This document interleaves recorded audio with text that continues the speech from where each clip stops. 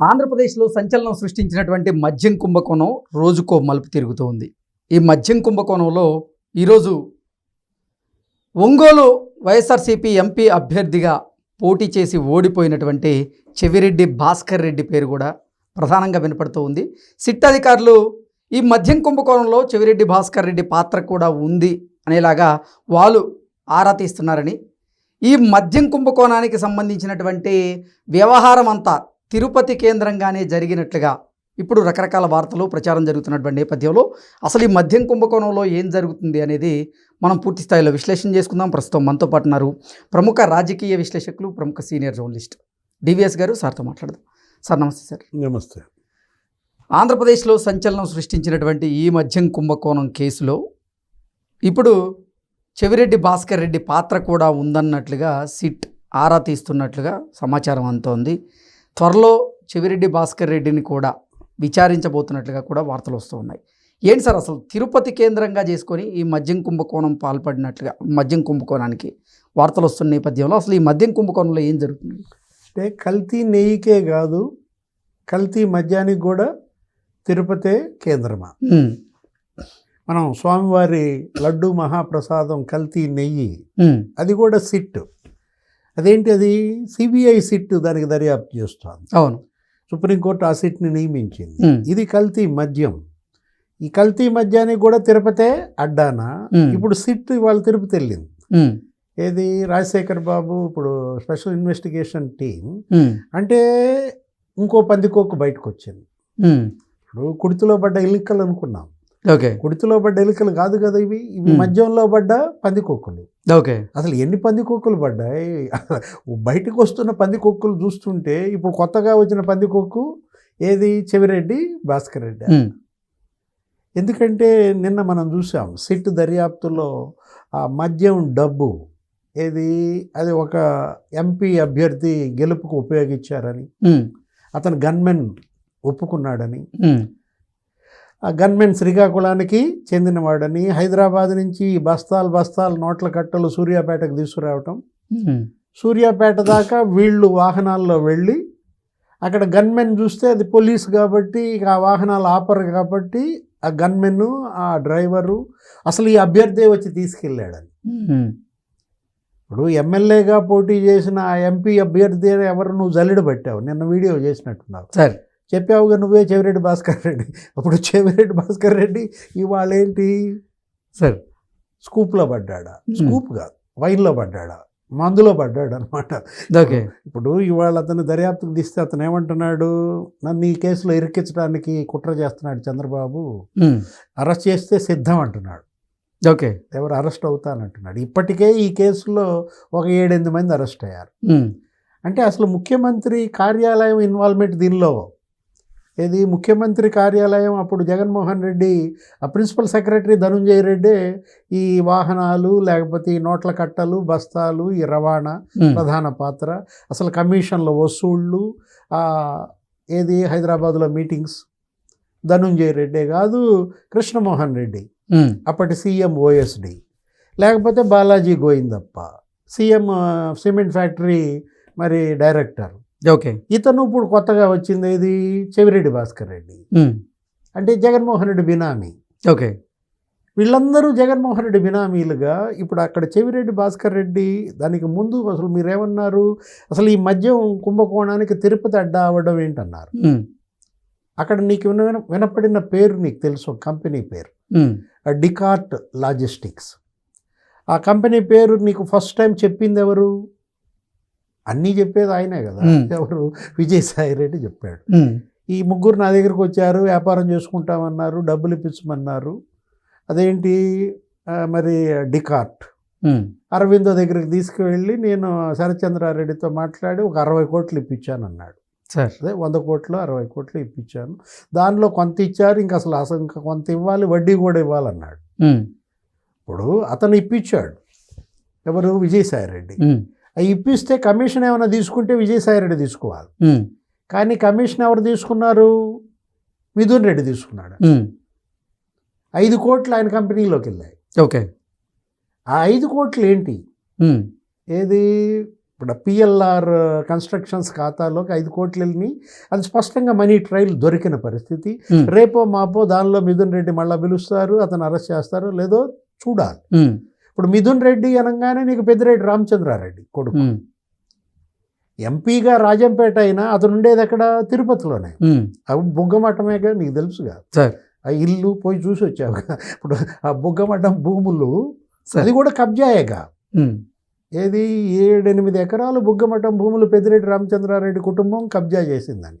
తనేమన్నారు ఆ రోజు రామచంద్రారెడ్డి, అసలు నాకు సంబంధం లేదు, మా తమ్ముడు కొన్నాడు ఆ 4 ఎకరాలు అన్నాడు. 4 ఎకరాలు కొన్నాడని చెప్పి మీరు ఏదో పుట్టించారు తప్పుడు పత్రాలు. మరి కలుపుకున్న 4 ఎకరాలు అది బుగ్గమఠం ప్రస్తావన లేదు. మరి ఇప్పుడు అందులో నువ్వు వైఎస్ఆర్ కాంగ్రెస్ కార్యాలయం కట్టావు, అందులో గోశాల పెట్టావు, అందులో గుడి కూడా కట్టాడు. అంటే ఎంత అందంగా వీళ్ళు అవినీతి చేస్తారో చూడు. నీకు ఎంత అందంగా కబ్జా చేస్తారో. అసలు కుంభకోణాల్లో ఇలాంటి కొత్త రకం కుంభకోణాలు వినూత్నంగా అవినీతి చేయడం ఎలా సార్ అనే దానికి వీళ్ళే పేటెంట్ అనమాట. వీళ్ళు ఏదైనా ఒక శిక్షణా శిబిరాలు కూడా నడుపుకోవచ్చు, మంచి యూనివర్సిటీయే పెట్టచ్చు అనమాట. ఇప్పుడు చెవిరెడ్డి భాస్కర్ రెడ్డి ఆ డికార్ట్ లాజిస్టిక్స్ కంపెనీ, ఎందుకంటే ఆ డబ్బు 100 కోట్లు 60 కోట్లు అనుకున్నాం చూసావా, అది అరవిందో నుంచి నీకు మరి ఎస్పీవై దానికి వచ్చాయి, అక్కడి నుంచి నీకు డికార్ట్కి వెళ్ళాయి, ఆ డికార్ట్ నుంచి నీకు పిఎల్ఆర్కి వెళ్ళాయి. ఇది నీకు ఆ సైకిల్. ఎస్పీవై రెడ్డి అంటే అదే ఎస్పీవై డిస్టిలరీ, ఎవరైనా సజ్జల శ్రీధర్ రెడ్డి, అతను మరి వాళ్ళు అరెస్ట్ అయ్యి జైల్లో ఉన్నాడు. సజ్జల శ్రీధర్ రెడ్డి. ఇప్పుడు సజ్జల శ్రీధర్ రెడ్డిని బెదిరించి వీళ్ళు లొంగ తీసుకున్నారా, లేదు సజ్జల రామకృష్ణారెడ్డితో బంధుత్వం, కడప నీది కడప నాది కడప, ఆ బంధుత్వంతో అతను లొంగిపోయాడా? మొత్తానికి డిస్టిలరీ మిథున్ రెడ్డి పరమైంది. ఓకే, ఎస్పీవై డిస్టిలరీలో జరిగింది ఇదంతా. ఒక 1542 కోట్లు ఒక ఎస్పీవై డిస్టిలరీలోనే కొన్నారని.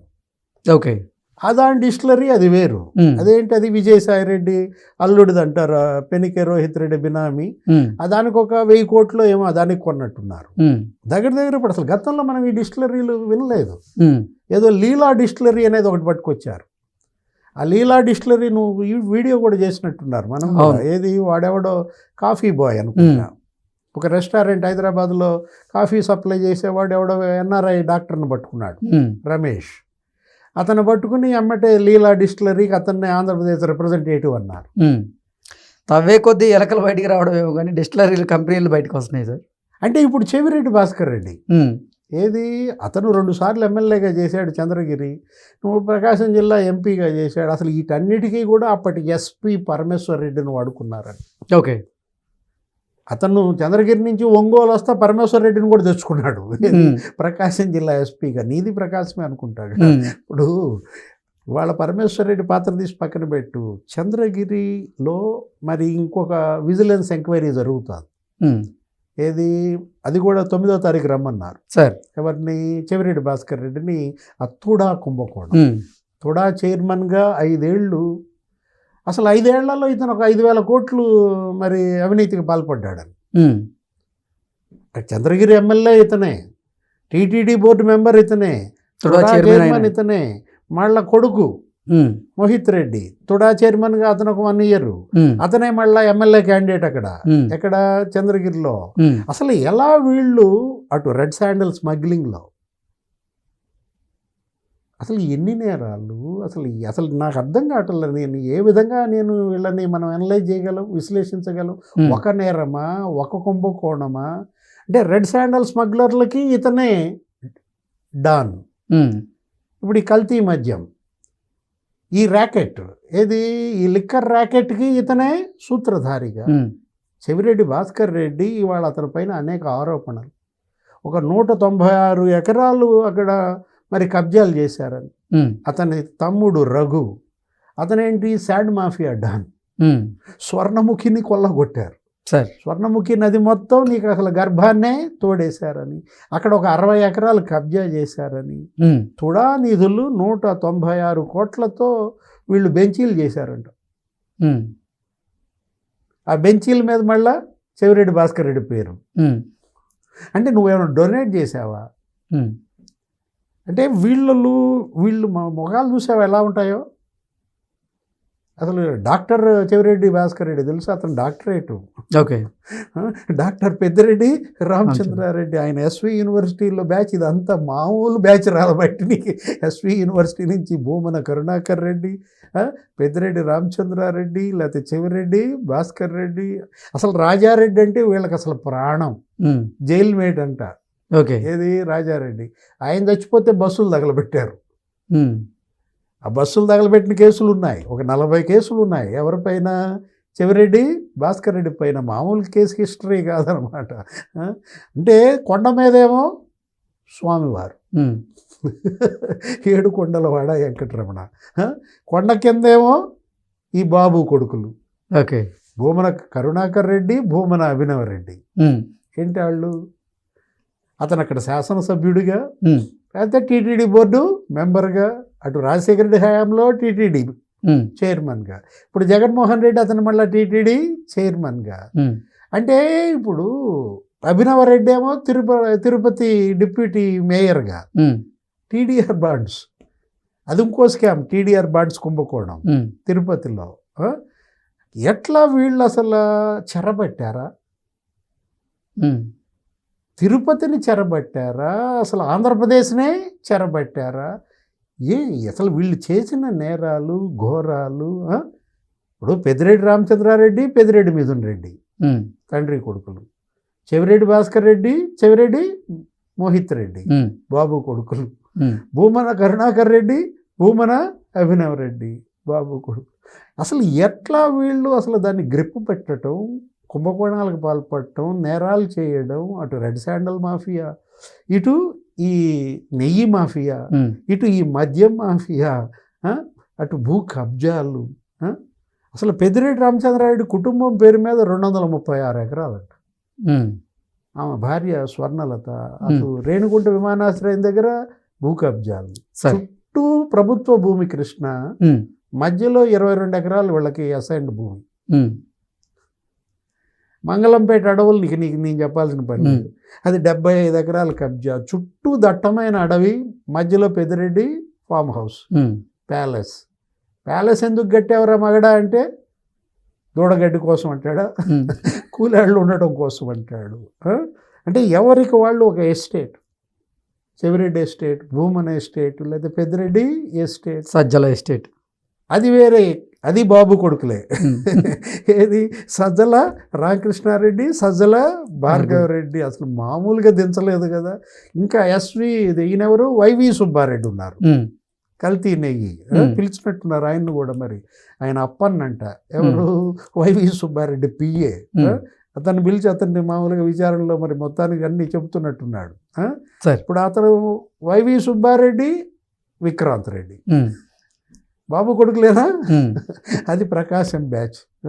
ఆడు విక్రాంత్ రెడ్డి అయితే అసలు మరీ అన్యాయం. ఏంటి, కేవీ రావుని బెదిరించి 3600 కోట్లు. ఎన్ని కోట్లు? 3600 కోట్లు వాటాలు రాయి. అసలు మొత్తం రాచుకున్నారు, వాటాలు కాదు. Kakinada SEZ, Kakinada port. అసలు మామూలుగా జగన్మోహన్ రెడ్డి చెరబట్టలేదు కదా. అరే అసలు ఏమి గ్యాంగ్ని తయారు చేసి ఆంధ్రప్రదేశ్ మీద వదిలాడంటే. Okay sir, thank you so much.